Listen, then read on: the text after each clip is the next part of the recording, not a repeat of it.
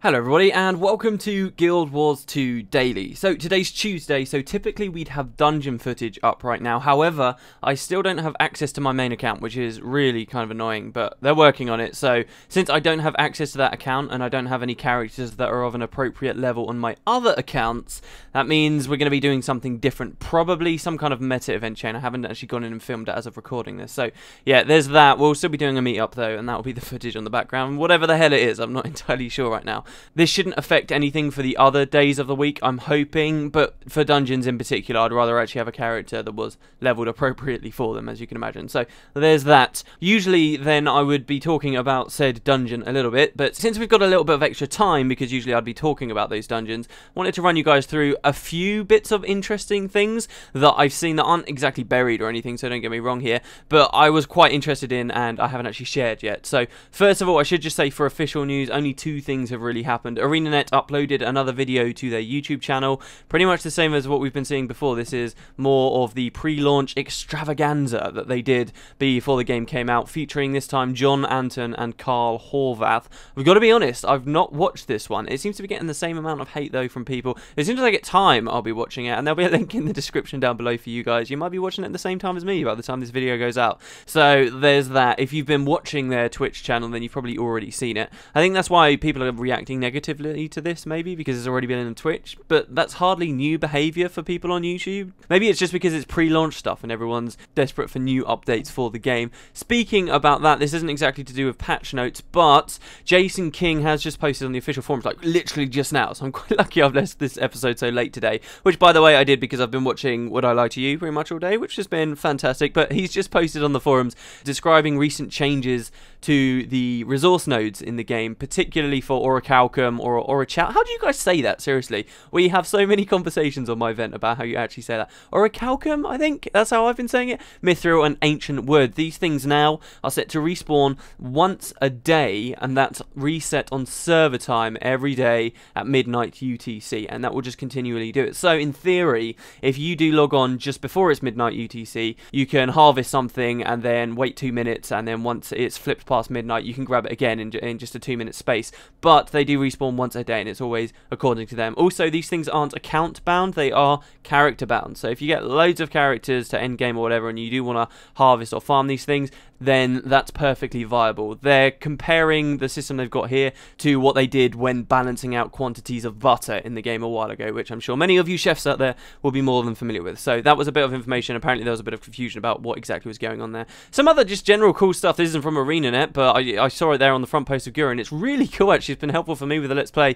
There's a flowchart you can find in the description that people have put together that shows just how the personal story branches out and all of the decisions you can make, and it just maps it all out really cleanly, and it's fascinating to look at. It really is. One of the earlier comments I remember when I put up my video discussing how they handled the personal story, I remember one person said, I wish that the game had started with a few choices that slowly branch out, so everyone ends the game in very different positions, i.e. the decisions you make actually have real consequence. But for Guild Wars 2, and you can so clearly see that demonstrated by this flowchart, so I'd recommend anyone have a look at it, you can see that that's not the case. It's the opposite. In fact, there's tons of choices at the start, and you're funneled into a single location. It's really, really kind of cool to see the way they did that. I think I would have preferred it if this flowchart kind of showed 3 or 4 very distinct, or 3 as it were for orders, distinct separate streams down the personal story, just from the top to the very bottom. I think that would have been nicer. I think maybe that's what they were originally going for too, but as you can see, it kind of all funnels in, and then there's weird, superfluous, dare I say, little spreads out later on. It's just a fascinating thing to look at, so especially if you want to decide what other kind of characters you want to see, or maybe map out something that's entirely different to a character you've already played, this will be good for figuring out exactly what you want to do. Lastly, something else interesting, yay, data mining that people have done. There's been some new items, like information about them that's been found in the game. These aren't available right now, and we don't know how they'll be available, and there's been no statement on it. However, the items are permanent bank access contracts, permanent black line merchant contracts, permanent trading post pickup contracts, self-style hair kits, total makeover kits, random makeover potions, they sound cool, random hair tonics, and a name change contract. So these are the cosmetic type types of microtransactions I'm guessing that we'll be seeing going into the Black Lion store soon enough. And it's surprising to me still to this day that the game didn't launch with these. This was what we saw in Guild Wars 1. Many people felt like the cash shop in Guild Wars 1 was only really there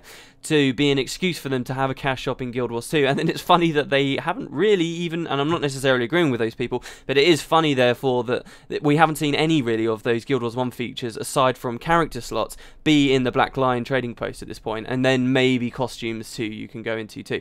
So anyway, these should be appearing at some point. We did have that message before from ArenaNet about how one of their live teams is dedicated to the Black Lion, so yeah, it's only a matter of time I suppose. They'll probably prioritise this kind of thing, the cynic in me says, because this is the stuff that will actually earn them moolah. So I'm not expecting to be waiting around for too long.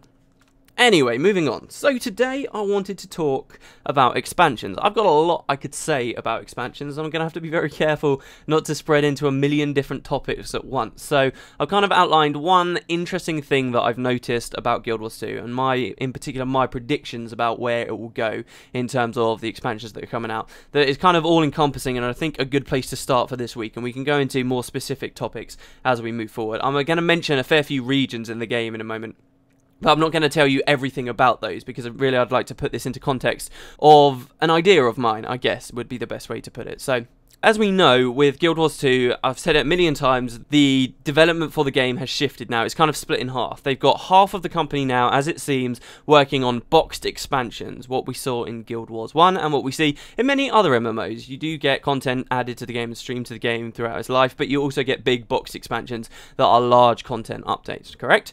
And the other half of the development team is doing exactly that, the smaller updates, the smaller things that will be going in, and we had a detailed post on exactly how they're split up just the other day. So the question is still in our minds, however, even though we did have this clarifying post, who exactly is going to be adding what? We have a lot of information in Guild Wars 2, and we can see a lot of places that the game could expand into, but we still don't know what's going to be handled where. What can we just expect the live team to add, and what should we be expecting to wait around for the full box expansions? Where's the divide there? Well, for Guild Wars 1, this was a lot more simple. The game didn't support itself through microtransactions until the final days of its existence. It was originally built on the idea that the developers could be entirely focused on box expansions, and they pumped one out every 6 months or so, and that is what they used to sustain themselves. You would still be spending just as much-ish on Guild Wars 1 as you would a subscription MMO, but the difference was you were specifically paying for the content rather than a fee for a service that was supposedly going on new content creation, but there was nothing actually binding the developers to do such a thing. That's how Guild Wars 1 worked, and so we saw there were very few smaller free updates that went into the game. Most of the updates came from large boxed expansions. The way they handled this was adding entirely new continents, massive new maps that you could travel to and explore. Now, a big reason why they did that for the first game was because these weren't just expansions they were releasing, they were standalone campaigns. For the business model to be viable, they had to ensure that they weren't cutting down their audience in every expansion they did. If they only did solely expansions, after just a very short period of time, they wouldn't have had a very wide audience to market to, because people slowly put the game down. People get bored of games after a while, and slowly they would have got less and less people buying as time went on. So they were smart, and they decided to do standalone, so they could always appeal to people, and there wasn't a requirement to have played any of the previous Guild Wars. And that did very much impact how they handled the expansions in that first game. That's why we saw them on entirely separate, distant continents. So there was that disconnect. So you didn't feel like you had to have been to other areas of the continent. So every time you pressed M to look at your map, you didn't feel gimped because you saw all these places that you couldn't go because you hadn't spent $40 more, for example. It was all built into their business model there, and that's why we saw them do the expansions in the way they did. However, for Guild Wars 2, things are very different. They're no longer relying just on box expansions. Fewer of these will be coming out. Arena has more time to work on them. That was one of the main problems with Guild Wars 1. They didn't have enough time to work on them, and instead, as you know, they are gaining back that lost money because they're less frequent through microtransactions. They're probably earning a hell of a lot more through microtransactions, to be perfectly honest, because it's been proven as such a good way of making money in the industry. But in any case, they have the money now that they need, and they're not so tied in. They could, if they wanted, sell proper expansions, not standalone campaigns, and that's very much their plan. They felt limited by standalones, not just because of how quickly they had to push them out, but also because every single time there was a mechanic bloat, the learning curve was getting harder to do, and they were continuously having to redo tutorial areas that were harder and harder to create each time, which at the end of the day isn't fun for existing players, it isn't fun to develop, and it's probably not that fun for new players either. People always bitch about really long tutorial sections of games, and it was just getting worse and worse and worse. So it's very likely they'll do actual expansions, not standalones. In fact, I believe they've said on numerous occasions that there won't be standalones at all for Guild Wars 2. So yay for that, I'm actually quite happy about that. And now there's not this tie, there's not this necessity for them to go to entirely new continents. Now at first glance, and I fell into this too, I thought, well, that's definitely what they'll do. They'll give us expansions that let us return to the continents we originally got to go to in Guild Wars 1. Surely they will. That's the smartest way to go about things, right? We've already seen it and everyone wants to go back to those places. But actually, when you think about how they're working now, there is no requirement for us to have to go back to Ilona or to go back to Cantha, to go to these continents, not for a very, very long time. Now, there is lore written about those places, and you can look at many of the regions and places in Tyria and think to yourself, right, okay, well, there's definitely lore here, they're setting threads up, but that doesn't necessarily have a bearing on how quickly we'll get to those places. If we actually look at the main threads they've put in Guild Wars 2, I think it's fair to say that they're setting us up to take out the Elder Dragons. That's a pretty fair assumption to make about the story of Guild Wars 2 and where they want us to go. There are 5 dragons we know about. There's this speculation about the 6th, which I'm not going to get into for this video. Let's just say there's 5 dragons. There are 4 in particular we really know about, and one particularly hidden one, the deep sea dragon that we know exists in water. And these are kind of our targets. It's also quite easy to assume that they're going to go with each expansion we fight another Elder Dragon. Straight away, I'm ruling out the idea that the live team would introduce content that lets us fight an Elder Dragon. That would be a very interesting route for them to go down, definitely, but I can't see that happening. Not unless they felt that the whole Elder Dragon plot wasn't resonating with players, or it wasn't as fun as they first thought, and they kind of wanted to rush through it to get to other content or other ideas for expansions in the future, and then they might push them out in live team updates, but I seriously doubt that they will. I'm pretty sure, it's pretty safe to say that 4 expansions will get extra dragons. Now, I don't think it necessarily will be as simple either of 1 dragon for each expansion. I've said it before, I don't really like formulas that much, and I don't think this would make a very compelling story. In fact, I think by the time we got to the 5th dragon, whatever that may be, whatever order we fight them in, I think a lot of people would just be getting bored. Well, maybe the 5th dragon, everyone would be excited. Yay, we're finally done with the dragons, but it would get a bit boring and a bit predictable. I think it would be more likely ArenaNet going to see that coming too, and maybe this is just personal preference, but I'd like to see them throw 2 or maybe even 3 of the Elder Dragons at us at once. Now, that would obviously mean that this whole idea of fighting Elder Dragons goes out the window much quicker, but also don't forget that there's not necessarily a finite amount of Elder Dragons, and there's nothing in the lore that says there can't be more than the Elder Dragons we know about, so it wouldn't be difficult for them to introduce slowly, preferably, us to more Elder Dragons around, and again, that goes into the 6th Elder Dragon and potentially more discussions off on the side, so they could end up doing that. I'm just saying that I would prefer if they broke the formula, but this is likely what we'll see the expansions do. So going back to the other continents that at first glance it seemed obvious we'd be going to in expansions, how do the Elder Dragons that we know about, at least right now, fit into those? The truth is they don't. They really don't. There's one of them, the Deep Sea Dragon, could potentially be in any of the waters around any of those continents. The other dragons, we know their whereabouts, and they're all situated on the continent we've had access to since the launch of Guild Wars 2.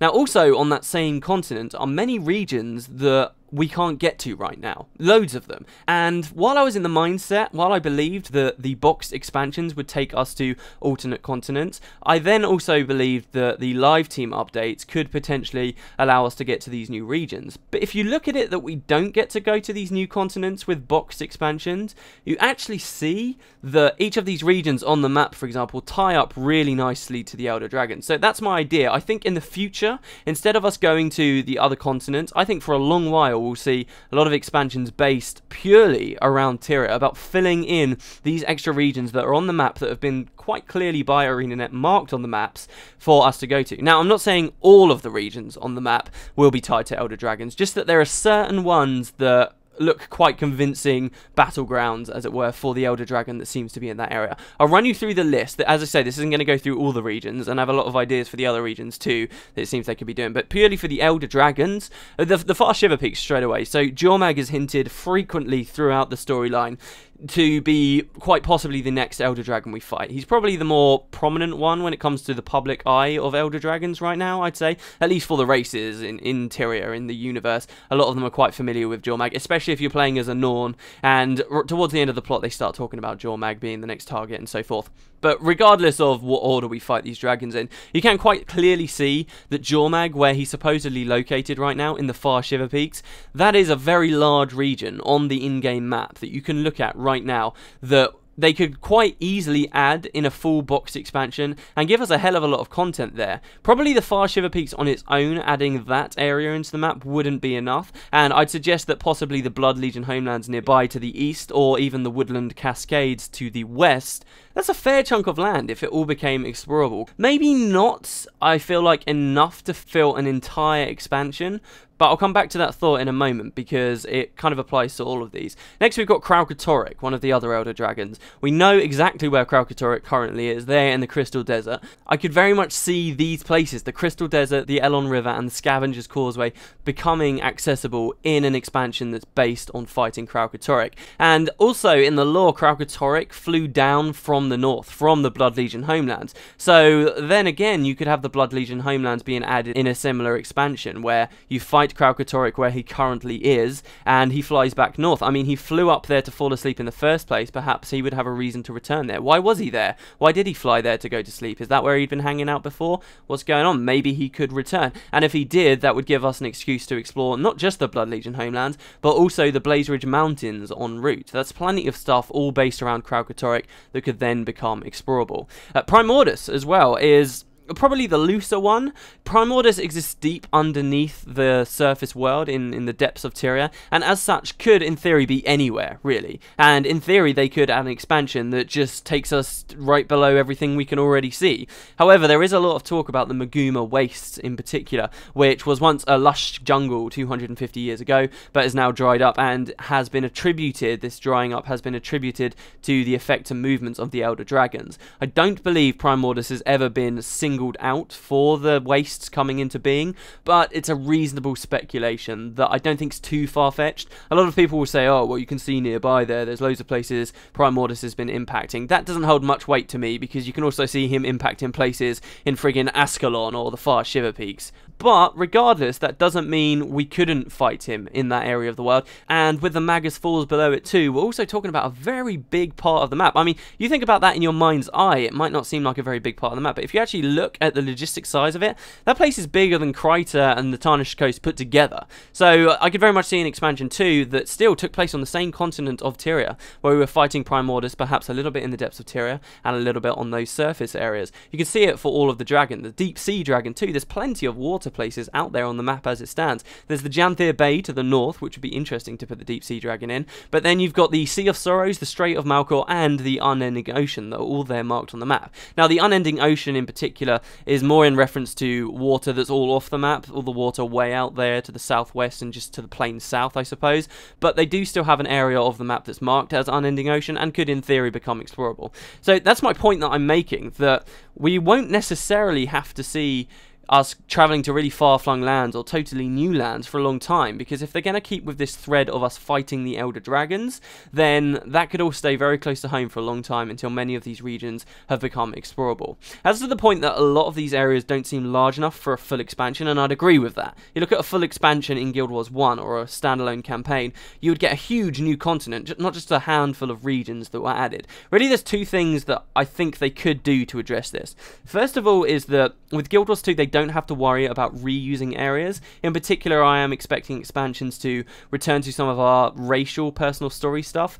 So when the expansion comes out, the amount of content they're offering won't necessarily be easily defined by the amount of new traversable land, because a lot of it could be taking place on existing land, which might get people's backs up, definitely. But my other point would be that they don't have to sell expansions for Guild Wars 2 as traditional like $60 massive titles. They might do boxed expansions that are are only $30 or £20 or €25 or whatever, you know, more middle of the road. There's nothing necessarily stopping them from doing that either. So they're not quite as ambitious as the large continents we saw in Guild Wars 1, the standalone things, but they do come at a lower price point, and potentially, if you look at it that way too, at the same rate as the Guild Wars 1 expansions came out. So we won't have to be waiting 2 years for a first expansion, we could only be waiting 1 year, and then once they've streamlined their development process, maybe even less than a year. They're just some ideas I've been thinking about, the actual logistical way they're going to be putting out expansions and how we're going to be getting access to these new areas. I think if they did this, it would free up the live team to simply improve content on existing maps, rather than trying to add new small regions and new small maps. Now, in an ideal world, I don't think that this would be what excites me most. I think if the live team were adding these new regions in, while the boxed expansions had us fighting elder dragons on other continents and so forth, would be really good. But when you just look at it and the way they seem to have mapped these things out, I think this is probably the more likely way that they'll go about things. I've not mentioned a lot of regions, and that's because they won't necessarily tie directly into the elder dragons. This is on the assumption too that we're only going to be seeing elder dragon focused content updates in the future as well. They could do it in many different ways. They do have a lot of stories and things that they could put out after, and that's what I'm thinking about with these new regions. But we'll talk about those next week probably. As I say, I've got a lot of ideas. I don't want to jumble into myself, which could be quite easy. But in any case, let me know what you think about that, guys. I'm curious to see what you all think they're going to do for expansions and what you'd rather see them do for expansions, because those are two very different things to me. I'm wondering what you guys have seen in game that makes you think, right, we'll definitely be fighting this elder dragon next, or this next, or this next. So I'll be curious to see, and maybe we can have some of that speculation as well next week when we do this segment again. In any case, thank you very much for watching Guild Wars 2 Daily for today, guys. Next week, hopefully we'll have some actual dungeon footage in the background, just as long as my account's back, and I will see you tomorrow.